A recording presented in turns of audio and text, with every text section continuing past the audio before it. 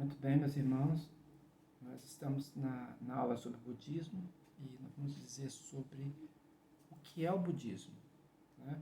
Eu sou Valdeir Contaifer e estou trabalhando aqui com religiões mundiais, apresentando essas religiões em forma de conteúdo, né?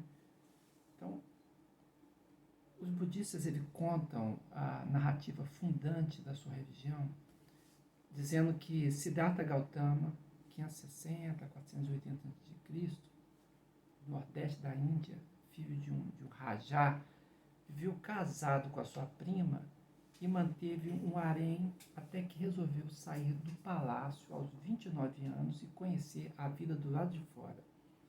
E chegando distante do palácio, ele começa a encontrar a realidade do mundo, que é uma realidade de sofrimento. E enquanto ele encontra o sofrimento, ele começa a meditar, questionar, ponderar a respeito da realidade da vida, e ele determina que ele quer, então, alcançar a iluminação, para saber o significado de tudo. O nome budismo tem mais uma conotação de definição ocidental. O nome no Oriente mesmo costuma-se dizer Buda Dharma, aquele sistema interpretativo da realidade ensinado pelo Buda e que foi registrado no cânone Pali, a respeito das causas do sofrimento e do que é necessário para ressentir essas causas, é que tratam os documentos, as experiências, os escritos, né? Então, Siddhartha Gautama, o Buda, ele percebeu que nem o ascetismo, nem o yoga lhe davam o domínio do sofrimento. Então, ele adotou o caminho do meio, que é chamado meditação. É por isso que ainda hoje o budismo é chamado pelos hinduístas de caminho do meio. Aos 35 anos foi que ele alcançou a iluminação. Lembra que ele saiu do palácio com 29 anos e com 35 alcança o estado de Budi, né? A iluminação, também esse estado também é chamado de estado de desperto, e se transforma então no Buda, no iluminado, no desperto, em alguém que agora está aberto para o conhecimento da realidade. E na iluminação ele entendeu que o sofrimento do mundo é causado pelo desejo. Então, suprimindo o desejo, seria possível escapar de outras encarnações. Essa é a crença básica do hinduísmo, né? Então você vê que a realidade, o contexto dele é o contexto do hinduísmo. E agora ele vai fazer uma interpretação do caminho do meio e ele vai propor então as suas ideias, a sua criatividade com relação à sua religião.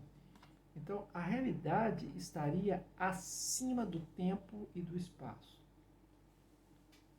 Antes de morrer, aos 80 anos, o Buda disse aos seus discípulos alguma coisa assim: talvez algum de vós estejais pensando que as palavras do mestre pertencem ao passado. Não temos mais mestre.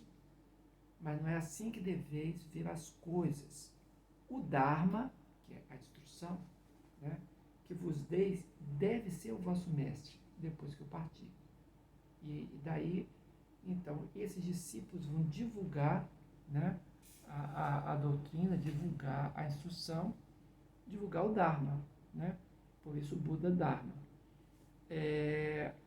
Na filosofia budista, a negação da vida como uma mortificação contínua, no sentido de quietismo, de sentir o sofrimento do fato de viver, então se manter sem reação contra a aflição mesma de viver, é o início dessa filosofia e a base dela. A própria vida para o budista, como fato de existência, não merece ser vivida. Por isso, quietamente se impregna contra ela. Ou seja, todo o objetivo é eliminar o desejo de viver. Uma operação transcendente, né, que só se realiza através dos renascimentos sucessivos, que apagam o elemento vital até que cessa a transmigração da alma. Esse é o sentido filosófico dessa religião. Então, o budista coloca a sua ênfase na mente e não no mundo, né? Não no mundo, mundo objetivo, porque ele vê o mundo, na realidade, como neutro. E a cobiça humana o faz desejar. Então, o sofrimento humano está na cobiça, está no desejo. E aí ele diz, vamos vencer o desejo. Veja que tudo está na mente e não está no exterior do homem. Mas a mente confusa pode atrapalhar o mundo, porque o mundo é objetivado, né? Então, ele postula 4 ideias, chamados 4 postulados. Primeiro, a existência é má, porque está inseparável da dor, havendo permanência do sofrimento. 2, a causa principal da dor se encontra no desejo, que concorre para se viver de renascimento em renascimento, dando prisão ao ciclo constante dos renascimentos. E a supressão da dor se obtém pela extinção do desejo em si. Então, se o desejo é o problema, extingue-se o desejo, extingue-se o problema, né? Então, só a disciplina búdica libertaria o indivíduo, dando-lhe em recompensa o nirvana, né? Que seria uma espécie de céu para eles. E essa é a proposta, né, da filosofia búdica. Então, existem 4 verdades nobres que aparecem ao longo dos textos budistas mais antigos, nomeadamente os textos da tradição Theravada. O budismo Mahayana, ele tende a marginalizar um pouco ou desaconselhar as 4 nobres verdades, porque eles consideram muito severas para a maioria das pessoas, inapropriadas para a pessoa comum. Então, existem exigências disciplinares, né? São 8 exigências. Uma crença reta, uma resolução reta, uma palavra reta, um ato reto, um esforço reto, um pensamento reto, uma meditação reta e, em suma, uma vida reta. O termo reto, nisso aí, né, correto, reto, é uma tradução da palavra semyan, em sânscrito, ou o sama, em pali, que denota a plenitude, a coerência, né? Então, reto é o que possui o sentido de perfeito, de correto ou de ideal. Então, a ideia é o seguinte: uma compreensão correta é uma compreensão de acordo com as 4 verdades nobres, de maneira a entender as coisas como elas realmente são. O pensamento correto seria um pensamento de renúncia, de desenvolver as nobres qualidades, não tendo uma má vontade em relação aos outros e não querendo causar mal, nem em pensamento, né? E a fala correta, então, seria abster-se do mentir, do falar coisas inúteis, do falar em vão, usar palavras ásperas, não, e nem caluniosas. Então, uma fala correta, né? E a ação correta, ela está uma ação que se abstém de destruir a vida e de tomar aquilo que não for dado, né? Então, abster-se de uma conduta errada, de uma conduta sexual imprópria, né? E o meio de vida correto é um modo de vida mais equilibrado, não esbanjador, nem mesquinho, né? E que não cause mal aos outros.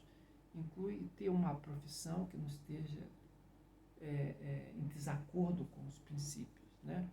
E o esforço correto seria abandonar os estados prejudiciais, as causas para os futuros estados prejudiciais, e cultivar, então, o que é benéfico, né? O que tenha surgido de condições para futuros estados benéficos. E a consciência correta é desenvolver, então, uma consciência do corpo, uma fala desenvolvida, consciente, uma mente treinada em linha com o caminho óctuplo, né? Então, a concentração correta para finalizar esses 8 caminhos corretos seria a estabilidade, né? Ter foco mental. Então, tudo isso é o que compõe o que eles chamam de roda do Dharma, frequentemente usada para apresentar o caminho óctuplo, né? Então, a religião na Índia, ela vem de uma extensão geral do conceito de Dharma. E Dharma significa, então, algo como lei, a vida que é vivida de uma forma justa ou de acordo com a lei, né? Seja por estatutos ou pela lei natural. O Dharma também, nesse sentido, nesse contexto, ele é o caminho da justiça, sempre ligado com a questão de justiça, a maneira reta, correta, comportamento equilibrado, adequado, decente, apropriado, né? O Dharma como um conjunto, então, perenemente fixo de leis naturais que governam o nexo da causalidade, vai apresentar o quê? Uma estrutura de regras que entendem corretamente e leva à ação natural, ação hábil, leva, se não for compreendida e violada, né, a ações inábeis com resultados tristes, né?